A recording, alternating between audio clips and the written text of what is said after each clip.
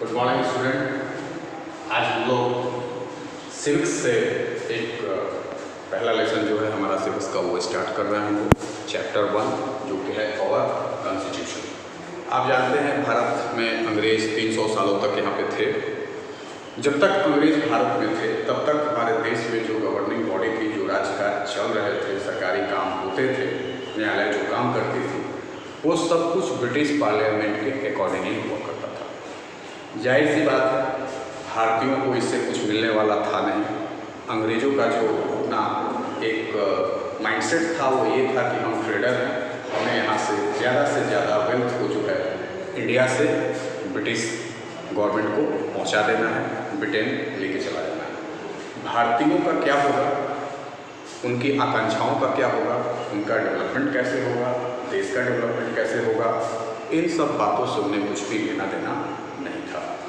तो जब भारत आज़ाद हुआ तो भारतीयों के मन में ये बात थी कि हमारा अपना एक कॉन्स्टिट्यूशन हो जो भारत की जनता की आकांक्षाओं को पूरा करता हो और उसके अनुसार देश में राज्य काज चले, ताकि अंग्रेज और आज़ादी के बाद के भारत के राजकाज का परिवर्तन लोगों को बहुत अच्छे तरीके से महसूस हो सके, देश का भला। ये सभी चर्चाएं, ये सभी बातचीत आज़ादी के पहले से स्टार्ट हो गई थी और ये चैप्टर इसी पे आधारित है।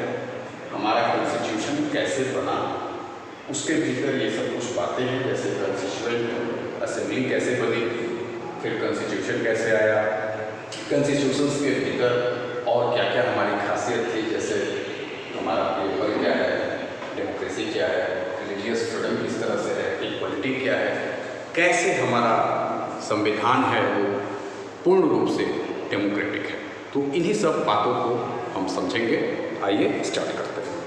तो सबसे पहले आप ये जानिए कि ब्रिटिश कैबिनेट मिशन प्लान जो है वो मई 16, 1946 में सबसे पहले ये आइडिया दिया कि भारतीयों को आज़ादी के बाद अपने देश को चलाने के लिए अपना खुद का कॉन्स्टिट्यूशन बनाना चाहिए। और ये कॉन्स्टिट्यूशन बनेगी किस तरह से, इसके लिए एक कॉन्स्टिट्यूएंट असेंबली की स्थापना की गई। ये जो कॉन्स्टिट्यूएंट असेंबली बनी उसका पहला सेशन दिसंबर 9, 1946 में हुआ और इस असेंबली में जो प्रेसिडेंट थे वो थे डॉक्टर राजेंद्र प्रसाद, यानी कॉन्स्टिट्यूएंट असेंबली के प्रथम प्रेसिडेंट होने का गौरव डॉक्टर राजेंद्र प्रसाद जी को मिला, जो आगे चल के भारत के पहले राष्ट्रपति भी बने। जब तक हमें आज़ादी नहीं मिली थी तब तक ये कॉन्स्टिट्यूएंट असेंबली जो है वो सोवर्जिन बॉडी नहीं था।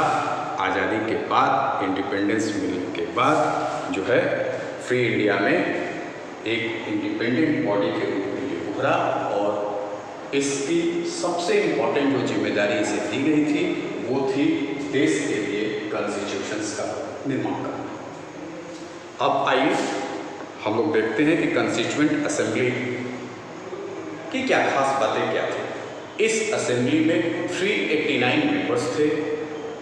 हर मेंबर्स जो है वो 1 मिलियन पीपल्स को रिप्रेजेंट करता था।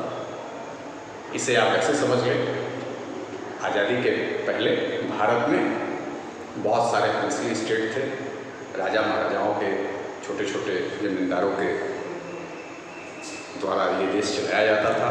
कोई एक पर्टिकुलर गवर्निंग बॉडी थी नहीं, तो सब जगह से एक एक रिप्रेजेंटेटिव को लिया गया ताकि वो जनता के लिए, उनकी बेहतरी के लिए कॉन्स्टिट्यूशंस का निर्माण कर सके और अपना रोल प्ले कर सके। यानी पूर्ण रूप से आप ये कह सकते हैं कि कॉन्स्टिट्यूएंट असेंबली के भीतर जो लोग थे वो ट्रूली डेमोक्रेटिक वे में लिए गए थे और इनका जो चुनाव हुआ था वो चुनाव सेवरल सब कमेटी के द्वारा हुआ था और पॉपुलेशन के अकॉर्डिंग हुआ था। तो ये जो हमारा कॉन्स्टिट्यूएंट असेंबली बना वो पूरी की पूरी एक डेमोक्रेटिक सेटअप के तहत बना था और ड्राफ्टिंग कमेटी बनाई गई जिसके पहले चेयरमैन थे doctor Bhimrao Ambedkar. By profession वो वकील भी थे, कानून के बहुत बेहतरीन जानकार थे, देश की ऐसी सोसाइटी से बिलोंग करते थे जो सदियों से जिन्हें तरक्की नहीं मिली थी, मौका नहीं मिला था। तो नया कॉन्स्टिट्यूशंस जो बनाया गया वो कॉन्स्टिट्यूशंस का मूल आधार ये था, सबके लिए मौके हों, सबको आगे बढ़ने का मौका मिले, देश की हर जनता गरीब हो अमीर हो उसे एक ऐसा कॉन्स्टिट्यूशन मिले जिससे वो ये लगे उन्हें कि हम अब आज़ाद देश के नागरिक हैं। तो भीमराव अम्बेडकर ने हमारे कॉन्स्टिट्यूशंस को बनाने में बहुत बड़ी भूमिका निभाई। नवंबर 5, 1948 इस कमेटी ने अपना रिपोर्ट बनाया, सबमिट किया और फाइनली उसे 26 नवंबर 26, 1949 को उसको एडॉप्ट किया गया और इस तरह से हमारा जो देश है वो 26 जनवरी 1950 को एक डेमोक्रेटिक कंट्री के रूप में सामने आया। तो ये एक कहानी, ये एक कुछ फैक्ट थे कैसे हमारा कॉन्स्टिट्यूशंस का निर्माण हुआ, इसके भीतर क्या क्या रोल प्ले किए गए और धीरे धीरे हम आगे जो पढ़ेंगे इसमें हम हमारे कॉन्स्टिट्यूशंस की कुछ विशेष बातों को समझेंगे। आप इन नटसेल ये समझ लें कि हमारा कॉन्स्टिट्यूशन था वो ट्रूली डेमोक्रेटिक था। इसमें 3 इसके महत्वपूर्ण पार्ट थे, एक एग्जीक्यूटिव, एक जुडिशरी और दूसरा था लेजिस्लेचर जो कि पूरे गवर्नमेंट अफेयर्स को रन करे। अब इसमें किसका क्या रोल होता है थोड़ा सा आप वो समझ लें। लेजिस्लेचर्स का काम है कानून को बनाना, एग्जीक्यूटिव का काम है इस कानून को अमल में लाना, उसका एग्जीक्यूशन करना और फाइनली जुडिशरी जो है वो किसी भी तरह के डिस्प्यूट्स जो है उसको इस लॉ के तहत सेटल करता है। तो 3 क्लियरली अलग अलग कॉन्स्टिट्यूशंस के आप कह लें कि हाथ हैं। जैसे पहला हो गया हमारा एग्जीक्यूटिव, दूसरा जुडिशरी और तीसरा लेजिस्लेचर। ये तीनों मिलके कॉन्स्टिट्यूशंस के अकॉर्डिंगली पूरे देश को गवर्न करते हैं। तो आज के लिए बस इतना ही। इसके बाद हम लोग आगे जो ये सब टॉपिक्स लिखे गए हैं, प्रीएम्बल क्या होता है, हम कैसे डेमोक्रेसी हमारे देश में है, कैसे रिलीजियस फ्रीडम हमें मिला हुआ है, कैसे इक्वालिटी मिला हुआ है, ये संविधान कैसे महत्वपूर्ण है, इसकी क्या खास बातें हैं, क्या विशेषताएं हैं, ये सब हम जानेंगे। ठीक है, तो ये सारी चीज़ों को हम करेंगे। तब तक के लिए आप बुक्स को पढ़िए, उससे आप जानकारी गैदर करिए और फिर हम आगे की चर्चा को बढ़ाएंगे। Thank you.